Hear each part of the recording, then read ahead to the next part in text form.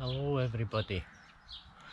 Today I'm just doing a wee video on my observations on how to do the Slavic draw and release. Bearing in mind that I'm not an expert yet, but I've learnt quite a bit and I'm getting quite decent at it now. My friend and brother in Christ, Sigman, asked me if I would do a wee video for him showing how exactly I go about it. So I thought I'll do it step by step. So step one, what equipment are you using? Clearly you're going to be using a shelfless bow, some form of, for want of a better term, horse bow. And your arrows, as long as they're not too weak a spine. The more important thing is a longer arrow, so you don't want to be coming to full draw and then moving the bow forward and ending up with an arrow potentially getting into your hand. A lighter draw weight, the lightest draw weight bow that you've got, so that you can start with your bare fingers and not get too much pain, and also because it will only tire you out quite so much. Step two, we'll go through your bow hand. Your grip on your bow hand should be primarily with those three fingers there.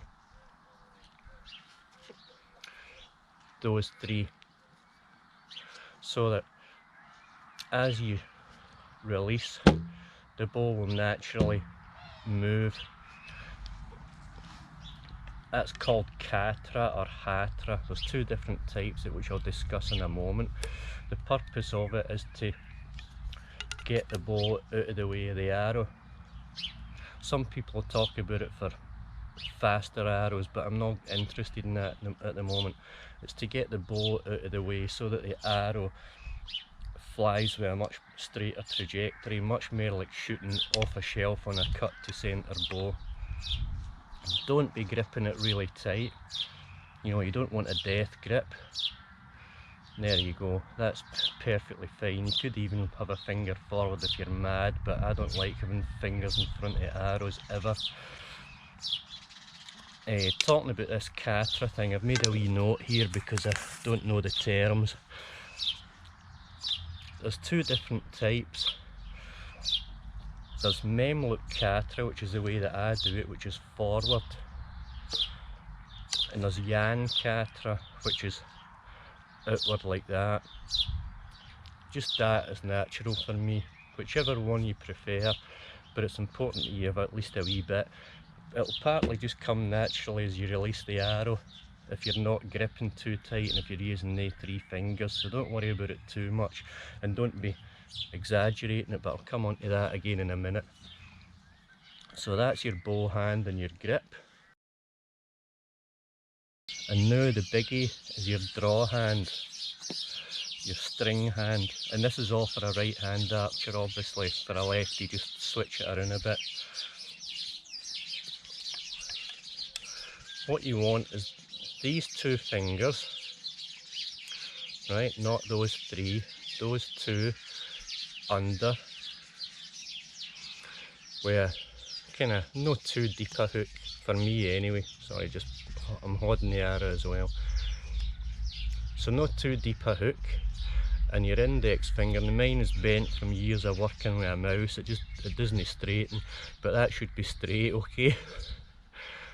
Your index finger along the arrow shaft, that holds the arrow in place. Now I ain't pressing against it, pushing hard. Definitely don't be pushing hard because you'll affect the shot. Your arrows will kick off to the right big time. So I'm barely holding that. See, just taking the weight of the arrow in the air. Your pinky, you can use it on the string, but I find it affects the shot. So I've got my pinky behind and my thumb tucks in behind out of the way. Don't be tempted to end up what I was doing at first and your thumb ends up pushing forward or catching on the string. You want your pinky and your thumb well out of the way of the string. There you go. Next step, starting practicing. I'm sitting at a target bag at about 3 or 4 metres, I don't know, I'm not good at distances. That's plenty ample. Absolutely do not worry about accuracy yet. That was a mistake I made. The first time I tried this Slavic release, the arrows were all over the place and I thought, this is terrible, what a horrible way to draw a bowstring. Don't worry about accuracy, that will come really quickly once you get comfortable with it. So knock your arrow, which you'll find is really, it just feels natural. And what I started doing was just coming to enough draw that I could really feel the weight of the string. So I'm about there, and just getting used to having a nice clean release. Taking your time and making sure that you're aware, is that finger pressing too hard, is my pinky out the way, is my thumb out the way? And you'll notice, if I move back a bit, the bow is naturally just kicking forward a wee bit. I'll do it like this, which is awkward for me, but hopefully the camera will get it better. So coming to about there, and the bow just kicks forward naturally. I'm not pushing it or anything like that.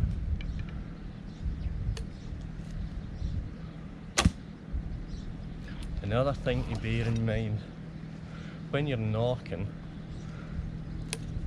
if you're catching the arrow on with your thumb, like I tend to do, make sure that you move your thumb out the way again before you draw, otherwise you'll end up with a sore thumb. Don't even ask me how I know, I just know. And just sit and do that for a while. You could do it in the house, shooting against a cushion.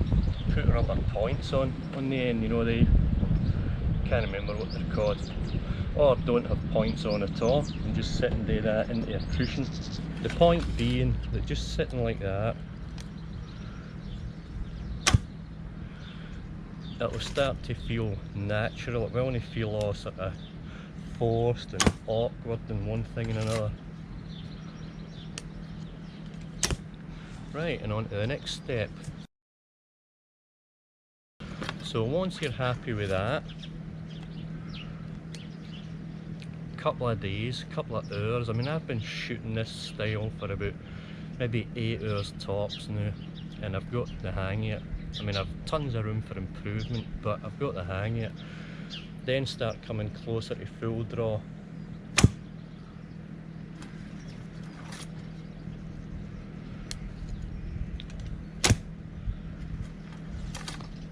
Again, I'm not worried where my arrows go at the moment.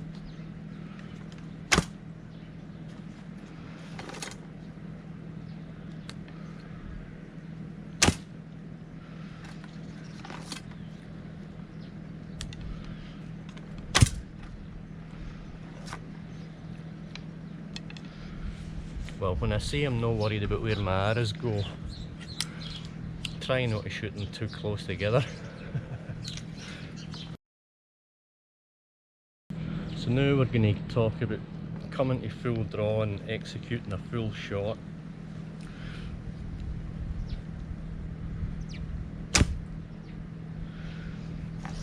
Things to pay attention to. Still making sure that bow hand isn't gripping tight. Still making sure that you're only using the proper fingers on the string. And finding your anchor point. For me, it's my middle finger on the corner of my mouth. And the one thing that will really affect your accuracy big time, when you release, so you're there, when you release, I'm a snap shooter naturally. Bear in mind I'm an instinctive shooter, but if you're a snap shooter like me and you release like that, your arrows will kind of be all over the place. So when you release, get to your anchor point, and when you release, think about brushing your ear. That'll stop you from plucking the string, and it'll make sure that you draw fully through the shot. You don't need to go right the way back or anything, just making sure that you're drawn right through the shot, and the accuracy will astonish you. The arrows will fly super straight. Oh, and a couple of wee points about Katra, or Hatra as it's pronounced. You'll see a lot of people doing it, and when they release they do this kind of like that. Now that might be a heavy draw weight bow thing, but for me it strikes me as there's too much movement, too much margin for error. You don't need to do a lot of it. It'll naturally happen if you draw through the shot and your bow hand's moving forward that wee bit. So don't get all kind of like, oh wow, it looks super cool, but I think it's going to affect your accuracy more. Once you've been through all that, and you're getting the feel of it, and everything feels quite natural and normal, on to the next step if you're able. Assuming that you're able to get outside, the way I do it is I start from about that, what's that, about 3 or 4 metres, take a shot, step back a couple of steps, take a shot, step back a couple of steps, and start worrying about your accuracy a wee bit then, but always taking it slow enough that you're paying attention to your bow hand and your draw hand, and that you're drawing through the shot.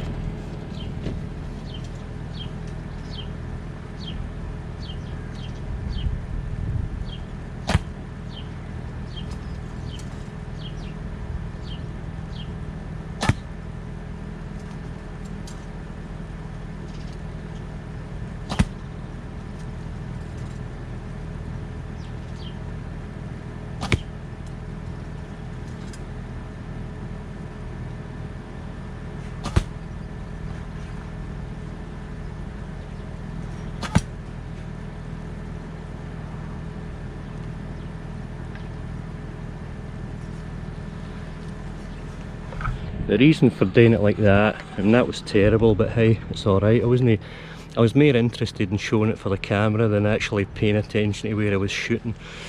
The reason I'm doing it like that is because if you take a big leap backwards, your accuracy will go off and it'll put you off. If you do 2 steps at a time, what you'll find is your brain just adapts as you go. Now I would say I've done about 8 hours shooting, and I can now hit the swinging ball with about 1 out of every 4 arrows, which I'm more than happy with for such a short amount of time practicing it. If you've got such a thing, shooting at a hanging tennis ball like that, not even swinging, just static, what you'll find is your accuracy will improve. So watch, even if I miss it, my arrows should be in a reasonable wee kind of vague group.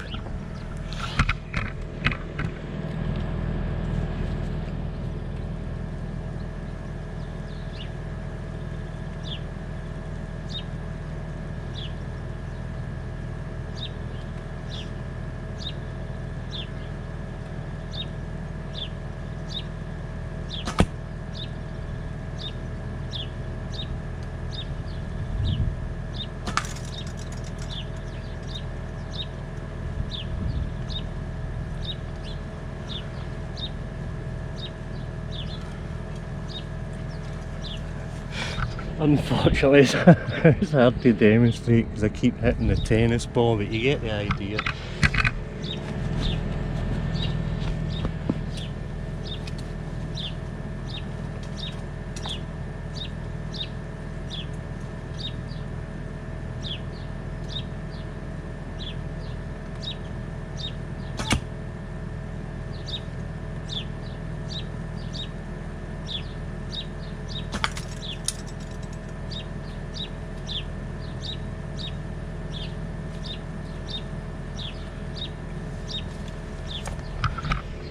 One thing that I didn't cover was stance.